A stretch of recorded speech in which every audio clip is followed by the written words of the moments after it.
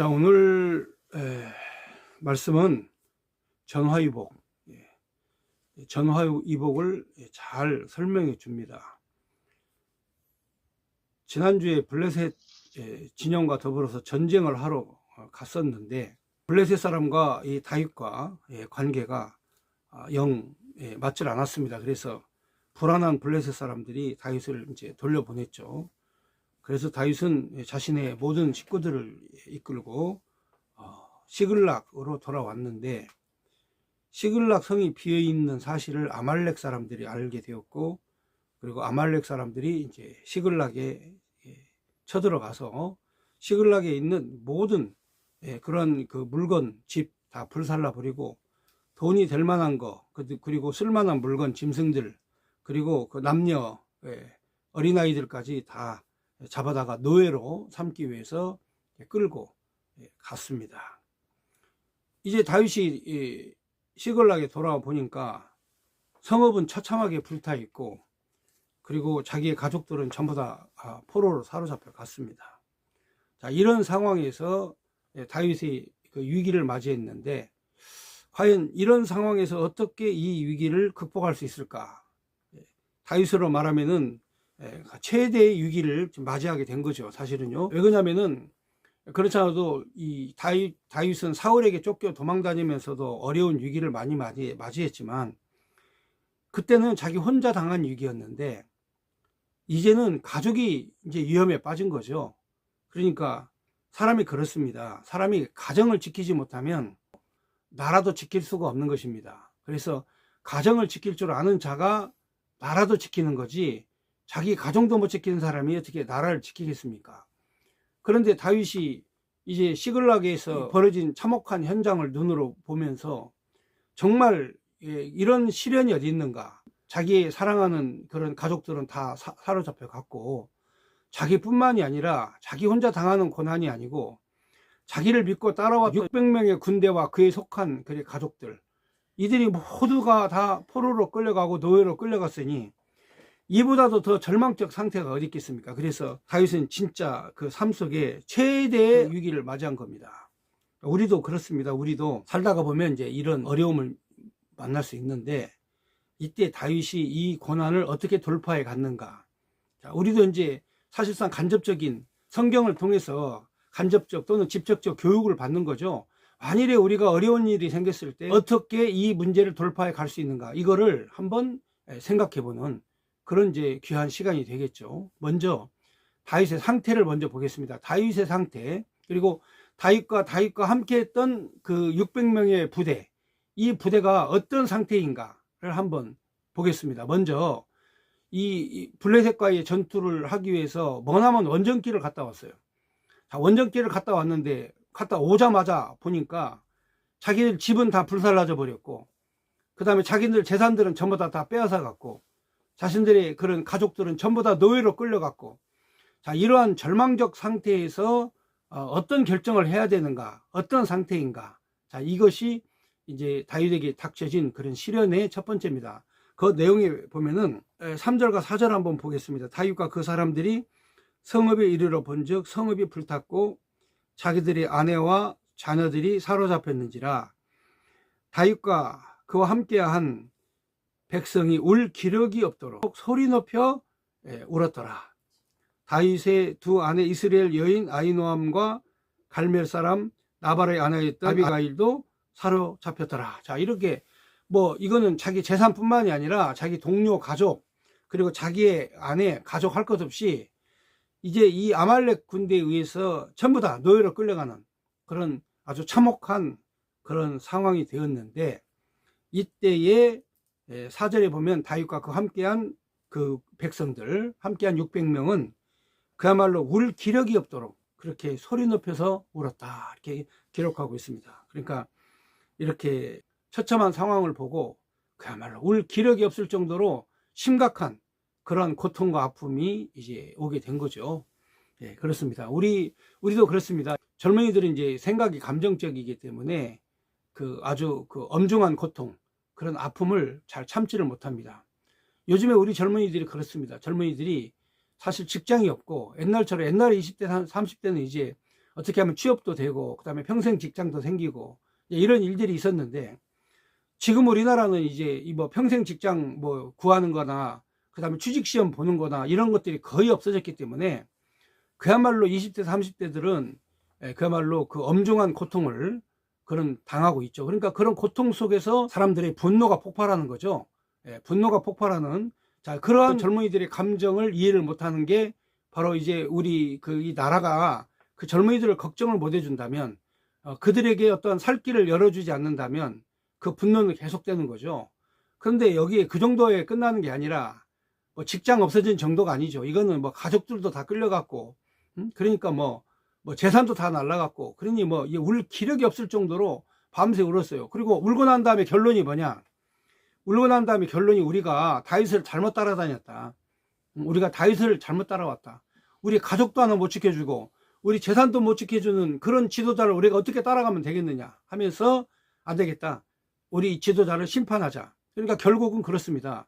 지켜주지 못하면 결국은 심판을 받게 되는 거죠. 그래서 결국 다윗도 이제 죽을 위기에 놓이게 된 거죠. 왜냐하면 백성들을 행복하게 해주고 잘 먹고 잘 살게 해주겠다고 했는데, 결론적으로 와서 보니까 자기의 가족들은 전부 다 노예로 끌려갔고, 자기들의 재산은 전부 다 물거품이 되고 전부 다 없어져 버리고, 이런 비극적 상태에서 누가 지도자를 따르겠습니까? 그래서 다윗을 돌로 쳐 죽여버리자 하면서 백성들이 이제 분노가 들끓기 시작을 했죠. 자, 그거는 고대나 지금이나 마찬가지입니다. 다윗 시대 때나 지금 우리나라나 지도자가 백성들에게 어떤 분노의 대상이 된다든가, 그 다음에 약속을 지키지 않는다든가, 그 다음에 젊은이들에게 어떤 그 힘들고 고통스러운 그런 무거운 짐을 지어준다든가, 그 다음에 그 어떤 분노가 폭발될 만큼의 그런 어떤 불합리한, 그러니까 젊은 사람들은 굉장히 정직하고 바르고 똑바르게 살기를 원하는데, 또 거짓말이나 뭐 정직하지 못한 이런 행정, 이런 걸로 인해서 막 분노를 하게 되면 그거는 뭐 어쩔 수 없습니다. 다윗도 마찬가지죠. 다윗도 뭐 자기가 저 잘 먹고 잘 살게 해주겠다고 해놓고는 지금 와서 보니까 나라가 완전히 이거 엉망진창이고, 그리고 자기가 그 믿었던 그런 그 다윗이 아닌 나약한 그런 다윗의 모습을 보고 우리가 돌로 쳐 죽여버리자 그냥, 이렇게 해서 백성들이 다윗을 이제 돌로 치기로 그렇게 회의를 합니다. 6절에 보면 백성들이 자녀들 때문에 마음이 슬퍼서 다윗을 돌로 치자 하니, 다윗이 크게 다급하였으나 그 하나님 여호와를 힘입어 용기를 얻었더라. 그러니까 이제 그야말로 다윗은 인간적으로 생각하면 돌에 맞아 죽어야죠. 그렇지 않습니까? 아니, 자기 자녀들이 다 전부 다 노예로 끌려갔는데 거기에 분노를 느끼지 않을 사람이 어디 있어요. 그런데 다윗이 크게 다급한 그런 위험한 상태에서 할 수 있는 일이라고는 하나님의 도우심을 구하는 길밖에 없는데, 다윗이 하나님의 도움을 구하고 하나님으로부터 용기를 얻고 하나님으로부터 힘을 얻었다 그랬어요. 그러니까 우리도 사실 그렇습니다. 이렇게 나라가 어려울 때 하나님으로부터 힘을 얻고 하나님으로부터 용기를 얻는, 이게 믿음이에요. 그러니까 믿음과 믿음이 아닌 것과의 차이는 뭐냐면, 믿는 사람들은 어려운 일을 당할 때에 바로 하나님 여호와로부터 힘을 얻고 하나님 여호와로부터 용기를 얻는 거, 이게 이제 우리 믿는 성도들의 삶이고, 믿음이 없는 사람들은 이제 뭐만 남냐면 분노, 증오, 그렇죠? 분노와 증오 막 이런 것만 남는 거죠. 그러니까 분노와 증오만 남으니까 이게 지금 뭐 세상이 제대로 돼가는 게 아니죠. 그래서 정치인은 분노와 증오감을 없애야 돼요. 분노와 증오감을 없애야 되는데, 이게 분노와 증오감이 이게 나오면 그 순간 끝이에요. 그래서 다윗도 지도자로서 바로 자기 백성들을 지키지 못한 위기 속에서 분노와 증오가 가득했지만 하나님께 힘입어서, 하나님의 힘을 입어서 용기를 얻고 다시 힘을 얻었다. 성경이 그렇게 말씀을 하고 있습니다. 그러니까 우리가 이 문제를 해결할 수 있는 방법은 하나님 여호와밖에 없다. 그러면서 다윗이 하는 행위가 뭐냐? 바로 하나님 앞에 엎드려서 기도하는 겁니다. 제사장 아비아달을 불러요. 제사장 아비아달을 불러서 에봇을 가져와라. 그래서 이 에봇에는 이제 우림과 둠빔이라고 하는, 제사장 에봇에는 그 12개의 보석이 흉패가, 의사소통이 안 되면 넘넘이나 마찬가지예요.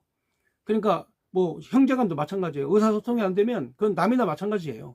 그러니까 가장 중요한 거는 하나님과 나와의 그런 의사소통, 끊임없는 그런 대화, 이게 매우 중요하다, 이렇게 이제 보는 거죠. 그러니까 우리들도 그렇습니다. 이 다윗이 하는 그런 태도는, 자, 백성들이 크게 낙심을 했죠. 자, 그 다음에 우리가 추격해서 따라가야 됩니까? 말아야 됩니까? 따라가면 우리가 우리 가족을 찾아올 수 있습니까? 없습니까? 하고 하나님 앞에 물어보고 가는 그런 다윗의 태도는 굉장히 바람직한, 굉장히 훌륭한 태도입니다. 그래서 다윗은 이제 물어보는 거죠. 8절에 보면 다윗이 여호와께 묻자와 이르되 내가 이 군대를 추격하면 따라잡겠나이까 하니 여호와께서 그에게 대답하시되 그를 쫓아가라. 내가 반드시 따라잡고 도로 찾으리라. 자, 하나님이 응답을 해주신 거예요. 자, 따라가라. 그러면 반드시 만나게 될 것이고 도로 찾게 될 것이다. 자, 백성들에게 희망이 생긴 거죠. 그러니까 다윗은 이러한 그 정치가, 다윗의 정치가 백성들을 설득하는, 자기 말로는 이제 안 되잖아요. 자기 말로는 뭐 자기가 작전 실패해가지고 자기의 가족들을 다 노예를 뺏겼으니까 다윗은 설득이 안 돼요. 갔다 가면 돌에 맞아 죽으니까 다윗이 하나님을 내세운 거죠. 자, 하나님을 내세워서 하나님의 응답을 듣자. 그러니까 하나님께서 쫓아가라. 그러면 너희 가족을 찾게 될 것이다. 그러니까 600명의 부대가 힘이 난 거예요. 자, 힘이 나가지고, 그러면 우리 지금부터 따라가겠습니다 하면서 이제 그 아말렉 부대를 뒤에서 추격하는 그런 추격 부대가 이제 된 거죠. 자, 그런데 멀리 떨어졌기 때문에 신속하게 추격을 해야 저들이 그 아말렉 자기의 나라에 가기 전에 그 길에서 그들을 습격할 수 있기 때문에 정말 그 부대가 신속하게 움직였어요. 아주 신속하게 움직였는데 한참 가다 보니까 600명이 가다 보니까 한 200명이 낙오자가 생겼어요. 도저히 힘들고 도저히 이거는 갈 수 없는, 진격을 더 이상 할 수 없는 그러한 이제 사람이 된 거죠. 그래서 시냇가에서 진을 치고 거기서 잠시 휴식을 취하면서 앞으로 전진을 더 이상 할 수 없는, 지쳐있는 그런 부대원 200명은 시냇가에서 쉬게 하고 전진이 가능한 그런 용사 400명만 데리고 이제 갑니다. 600명 다 가도 사실은 중과부족인데 그 중에서도 200명을 남겨두고 갑니다. 왜 그럴까요? 자, 다윗의 전략이라는 건 그렇습니다. 자, 벌써 이 육체적으로, 신체적으로 지쳐있는 사람은 전쟁터에 가봐야 별 도움이 안 돼요. 그러니까 정신적 무장이 잘 돼 있고 신체적 무장이 잘 돼 있는 사람이 전쟁을 하는 것이지, 지쳐있는 사람, 낭망한 사람, 피곤한 사람, 힘든 사람, 병든 사람, 이런 사람은 전쟁이 안 돼요. 그러니까 가나 마나야. 그렇기 때문에 다윗은 200명에게는 거기서 쉬라 하고 명령하고 나머지 400명만 데리고 이제 추격을 하는, 자, 이런 상황이 전개가 된 겁니다. 자, 문제는 하나님께서 길을 형통케 하시려고 아말렉 군대에 있었던 그런 그 군인 한 명을 낙오를 시킵니다. 그런데 어떻게 낙오가 됐느냐? 병이 들었어요. 병이 드니까 그냥 가서 데려가서 치료를 해줘야 됐는데 병드니까 주인이 그냥 자기 대장이 그냥 사막에다 버린 거예요. 그러니까 사흘 동안 먹지도 마시지도 못한 그 아말렉 군인을 한 명을 만난 거예요. 그런데 다윗은 그를 먹여주고 그리고 또 치료해주고 쉬게 하고 그리고 마음으로 위로하고, 이게 바로 승리의 원인이에요. 다른 거 없어요. 자, 힘들고 어려운 사람 만났을 때 다윗은 항상 돌보고 살피는, 자기의 부대원이라 할지라도 지쳐서 더 이상 전쟁에 참여할 수 없는 사람들을 쉬게 하고, 또 비록 적군이라 할지라도 바로 그 만난, 광야에서 만난 아무것도 마시지도 못하고 거의 죽어가는 사람에게 마실 물과 떡덩이를 주고 먹여 살리는, 자, 이러한 전술이 다윗을 승리하게 하는 거죠. 그런데 마침 그 아말렉 군인이 아말렉 부대에 대한 모든 비밀을, 어디로 이동하는지, 병력이 얼만큼인지, 이러한 그 세부 정보를 다 얘기를 해줍니다. 그러니까 하나님께서 다 적절한 사람을 만나게 해주는 거예요. 자, 하나님이 필요할 때 사람을 만나게 해주는 거예요. 그러니까 내 힘으로 다 한다고 생각하면 그건 착각이에요. 우리가 세상 살아가는데 나 혼자 힘으로 다 되는 게 아니고 하나님이 필요할 때 적절한 사람 만나게 해주셔서 하나님이 내 길을 인도해 주시고 형통케 해주시고 그게 하나님의 역사라고 말이죠. 그래서 다윗은 승리하게 된 거죠.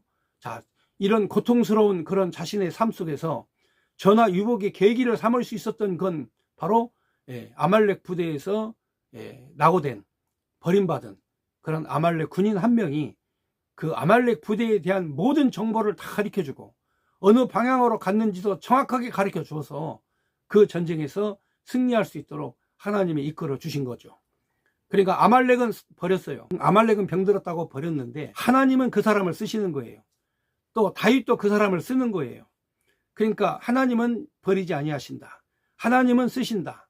자, 사람은 버렸지만 하나님은 쓰신다. 이게 성경의 약속이에요. 그래서 다윗은 아말렉 군인을 만나가지고 형통케 되는, 자, 전쟁에서 이기게 되는 그런 매우 중요한 만남을 하나님이 주신 거예요.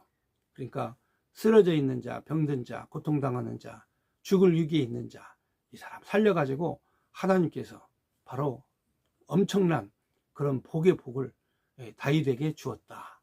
그러니까 우리는 어떤 사람이든지 이렇게 사람을 살펴서 하나님이 보낸 사람이 있어요. 다 살다가 보면 하나님이 보낸 사람을 만나게 돼요. 그때는 내가 성공할 때예요. 그러니까 다윗도 인생이 힘들었잖아요. 다윗이 만났는데 매일 훌륭한 사람만 만났나요? 자기를 죽이려고 하는 사울을 만나가지고 평생 동안 젊은 청년 내내 시절 동안 도망만 다녔죠. 그렇다고 또 아말렉에 또 망명 가가지고 눈치만 보고 눈치밥 먹고 컸죠. 여러분, 이게 다윗의 인생이라는 게 형통하고 잘 되는 게 이게 그냥 된 게 아니에요. 하나님이 강력하게 역사해서, 하나님이 강권 역사에서 다윗의 인생 형통하게 된 거예요. 근데 하나님께서 심지어는 아말렉 나고병도 만나게 해주셔가지고 아말렉의 모든 진영의 비밀을 다 알게 되고 그 정보를 가지고 전쟁에서 이기게 되는 이런 상황이 지금 펼쳐지게 된 것이다 이거죠. 자, 거기 보면은 11절 보면 무리가 들에서 애굽 사람 하나를 만나 그를 다윗에게 데려다가 떡을 주어 먹게 하며 물을 마시게 하고 그에게 무화과 뭉치에서 뗀 덩이 하나와 건포도 2송이를 주었으니 그가 밤낮 사흘 동안 떡도 먹지 못하고 물도 마시지 못하였습니다. 그가 먹고 정신을 차리매 다윗이 그에게 이르되 너는 누구에게 속하였으며 어디에서 왔느냐 하니 그가 이르되 나는 애굽 소년이요 아말렉 사람의 종이더니 사흘 전에 병이 들매 주인이 나를 버렸나이다 그랬어요. 그러니까 병든 사람 다윗이 만나가지고 버려진 사람, 죽을 사람 다윗이 만나가지고 하나님의 영광된 그런 축복된 길로 하나님이 가게 하시는데 바로 버려진 사람, 죽을 사람 먹여서 살리니까 이런 일이 일어나는 거예요. 그러니까 우리도 약한 자 돌보는 일에, 심령이 약한 자, 마음이 약한 자 돌보는 일에 우리가 최선을 다해야 된다 이거죠. 내 주변에 약한 사람이 있으면 그 사람 돌보면 그게 하나님의 복이 내게 온다. 이렇게 생각하시면 되는 거죠. 다윗이 한 대로 우리가 하면 복 받는 거 아니겠어요? 그게 하나님의 승리가 앞에 있는데 많은 사람들은 그걸 잘 몰라. 많은 사람들은 그걸 모르는데 다윗은 알아요. 왜? 하나님께 붙잡힌 사람이니까. 그래서 아말렉에서는 버린 사람을 다윗은 주워다가 자기 사람 만들고 살리고 그래서 다윗이 훌륭한 왕이 되는 거라고 말이죠. 그러니까 지도자는 버리는 것보다 살리는 사람이 지도자입니다. 그러니까 내게 쓸모없다고 버려버리는 이런 아말렉 부대 정도는 그건 게임이 안 되죠. 자, 그 다음 다윗이 14절에 또 질문을 합니다. 이렇게 신문을 하는 거죠. 이제 먹이고 살려놨으니까 신문을 하는 거예요. 우리가 그렛 사람 남방 유다에 속한 지방 갈렙 남방을 침노하고 시글락을 불살랐고 또 다윗이 그에게 네가 나를 그 군대에 인도하겠느냐. 그가 이르되 내가 당신이 나를 죽이지 아니하고 당신 주인의 수중에 넘기지도 아니하고 그리고 하나님의 이름으로 나를 살리겠다 맹세해라. 그러면 내가 당신을 아말렉 군대로 인도하겠다. 예, 그렇습니다. 예. 나는 이제부터는 당신의 종이니까 아말렉 사람 주인에게 다 넘기지 마시라고. 그리고 나 이렇게 우리 아말렉 주인처럼 나를 버려가지고 나를 죽게 하지 말라고. 그러면 나는 당신을 위해서 내가 충성된 일을 하겠다. 내가 인도하겠다. 그러니 사막에서 어디를 가는 줄 알지도 못하는데 이런 사람 만났으니 이거는 진짜 하나님의 보낸 천사 아닙니까? 그렇잖아요? 아말렉 그 저기 주인은 아말렉 그 군대는 이 사람 병들어서 버렸는데 다윗은 하나님 천사로 만난 거예요. 예, 그러니까 우리도 가끔 가다가 이런 천사를 만나게 된다. 그럼 부재 중에 이런 천사를 만나게 되니까 하나님의 은혜 안에서, 하나님의 놀라운 은혜 안에서 여러분이 살게 되는 거예요. 이런 천사를 만나야 승리한다니까요. 천사를 하나님 만나게 해달라고 기도해야 돼요. 그래서 다윗이 약속을 하죠. 내가 네 주인에게 돌려보내지도 않고 너를 버리지도 않고 너를 죽이지도 않겠다 하면서 약속을 해서 그 사람을 다윗의 사람으로 만듭니다. 자, 이렇게 해가지고 그 소년을 따라가지고 아말렉 그 버려진 그 낙오된 아말렉 그 군인을 따라가지고 이제 어디로 갔는지 다 아니까 이제 그 야습을 하는 거죠. 야습을. 자, 16절에 보면은 그가 다윗을 인도하여 내려가니 그들이 온 땅에 편만하여 블레셋 사람들 땅 유다 땅에서 크게 약탈하여 하였으므로 말미암아 먹고 마시고 뭐 춤추고 이제 이러죠. 이때 다윗이 저들이 이제 다 먹고 마시고 춤추고 지쳐 있을 때 곤히 잠들어 있을 때 곤히 잠들어 있는 그 틈을 이용해 가지고 이제 기습을 합니다. 17절 다윗이 새벽부터 새벽에 기습을 시작해서 이튿날 저물 때까지 그들을 치매 낙타를 타고 도망한 소년 400명 외에는 피한 사람이 없이 전부 다 진멸하고 다윗이 아말렉 사람에게 빼앗겼던 모든 것을 다 도로찾고 그의 두 아내를 구원하였고 또 그들이 약탈하였던 것, 그들이 돌아다니면서 막 약탈한 거 있지 않습니까? 그들이 제굽으로부터 출발해가지고 그 뭐 유다 땅, 블레셋 사람의 땅 할 것 없이 다 다니면서 약탈해가지고 가져온 그런 모든 재물을 다 빼앗았고 다 구원하였다. 그들에 보니까 그들이 약탈하였던 것, 곧 무리의 자녀들이나 빼앗겼던 것, 크고 작은 것을 막론하고 아무것도 잃은 것이 없이 모두 다윗이 도로 찾았고 다윗이 또 양떼와 소떼를 다 되찾았더니 무리가 그 가축들을 앞에서 몰고 가며 이르되 이는 다윗의 전리품이다 이렇게 하면서 아주 그냥 행복하게. 그러니까 전화위복이죠. 사실 시글락에 있으면서는 블레셋 사람들의 눈치를 보면서 살았는데 이제 다윗의 군대가 그 막강한 아말렉 군대를 물리치는 이 고대로부터 용사들로 무장된 아말렉 부대를 물리치는 이런 전과를 올렸다 이 말이죠. 그래서 드디어 이제 더 이상 그 블레셋 땅으로 안 가도 왜냐면은 사울이 지금 블레셋과 전투를 벌이고 있기 때문에 더 이상 블레셋 땅으로 가지 않아도 이것은 유다 땅으로 들어갈 수 있는 그런 이제 동기와 계기가 된 거죠. 그러니까 차라리 시글락에 머물지 않고 유다 땅으로 진입할 수 있는 그런 전화유복의 계기를 삼는데 여러분 유다 땅으로 들어갈 때 부자가 되어서 들어가야 자기 가족들이 환영을 하지 가난해 가지고 가면 어떻게 환영하겠습니까? 근데 하나님께서 이 아말렉이 빼앗아 왔던 모든 재물을 함께 가지고 다시 이제 유다 땅으로 들어가는 이제 이런 엄청난 전화위복의 계기가 되는 이런 상황이 벌어지게 된 거죠. 그런데 이 전쟁에 바로 다윗이 빠져서 나온 다윗이 그 빠져나온 아말렉과 블레셋과 유다의 전쟁 속에서 사울의 그런 그 사울과 사울의 아들 요나단이 거기서 이제 전사를 합니다. 거기서 죽는데 자 이렇게 하나님께서 다윗도 모르는 사이에 하나님의 역사를 하셔서 유다 왕국을 다윗에게 주시는 전화위복을 시키는 이런 과정의 고난을 하나님이 겪게 하신다. 그러니까 내게 고난이 오면 곧 축복도 함께 온다. 이게 성경의 말씀이에요. 그러니까 내가 지금 어렵고 힘든 것이 이걸로 끝나는 게 아니에요. 하나님은 뭔가 나에게 복에 복을 더하시고 깨닫게 하시기 위한 하나님의 훈련 과정이다 이렇게 생각해야지 이것이 나의 인생 전부다라고 생각하면 우리가 무슨 희망으로 살겠습니까? 그러므로 이런 훈련을 통해서 이런 시련을 통해서 하나님은 전화위복을 통해 다윗을 훌륭한 사람으로 만들어내고 유다의 왕으로 이스라엘의 왕으로 하나님이 만들어내시는 거죠. 다윗이 얼마큼 훌륭한 사람이냐면 이제 전리품을 가지고 이제 돌아갑니다. 전리품을 가지고 돌아가는데 부설 시내에 남겨뒀던 200명에게 이제 갑니다.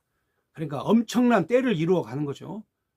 엄청나게 때를 이루어서 갑니다. 여러분 처음에 야곱도 야곱도 지팡이 하나만 가지고 외삼촌 라반의 집으로 갔지만 그 집에서 다시 유다 땅으로 내려올 때에는 4명의 아내, 12명의 아들, 그리고 수많은 그런 소떼 양떼를 거느리고 거부가 되어서 유다 땅으로 내려왔습니다.